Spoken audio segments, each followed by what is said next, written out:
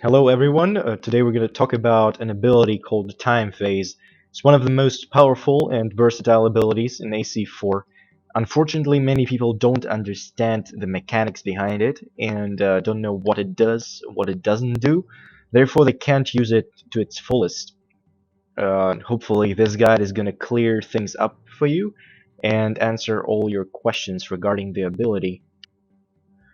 The official description is quite vague and uninformative, just because it doesn't mention the fact that any lock-on markers that were put on you by other players are automatically removed when you use the ability, and this is why the ability is actually useful. Here's what a Ubisoft employee that I got into a game with has to say about the ability. It acts like a wall is the same method called in the code. Well, that would be great to mention somewhere in the description, but let's move on. Let's take a look at what happens to a lock that has been put on us by another player when we activate Time Phase. As you can see, the lock starts blinking as if we broke the line of sight with the player that put it on us. The lock disappears in 3 seconds, both when the player stays out of its range and when he is directly being affected by it while staying inside. However, relocking your target after he used Time Phase lets you keep it for as long as you want until you enter the Time Phase. Here I made a set with a Sentry perk, which allows me to extend the lock-on time on an out-of-sight target. Apparently it doesn't have any effect on Time Phase. There is no way to increase the lock-on duration, but there are ways to decrease it. Joining any kind of blend group will almost instantly remove the lock off you.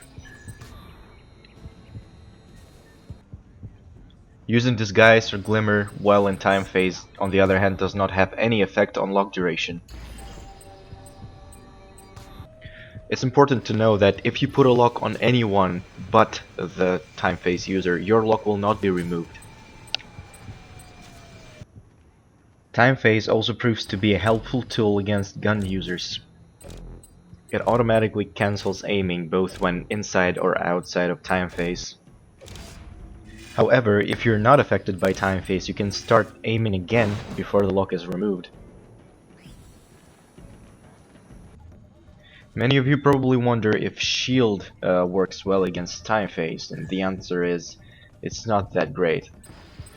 Even though you recover your speed and heads-up display, and the shield can be activated inside of Time Phase, your lock will still disappear in 3 seconds, making you vulnerable to stuns. Well, what about Resilience perk then, you'll ask? We tested it on Time Phase with the duration maxed out, and the perk seems to decrease abilities duration from 8 to 6 seconds, or by 25%. On the downside, you have a huge fucking mark above your head, and no, you're not the only person who can see it. Time Phase also impacts Revelation kill streak. If you get hit by someone's Time Phase, your pursuers will no longer be highlighted. On the other hand, Time Phase does not help against vision loss streak. Last but not least, Time Phase prevents lock prompts from appearing above your head when you perform high-profile actions like stunning or killing, which helps hiding your motives. And still, a crazy guy punching faces is suspicious enough to spook the dumbest of targets, so don't rely on it too much. Let's talk about countering Time Phase without using abilities. In order to get a kill, your camera should be pointing directly at your target. The direction in which your character is looking does not matter. It's good to know that Time Phase has a height of about 2 player modals, which means that you should have no problem attacking your target from above. However, you should remember that you cannot climb obstacles or do any acrobatic movements while affected by Time Phase. Time Phase is a great tool at getting you stuns as well as hidden kills.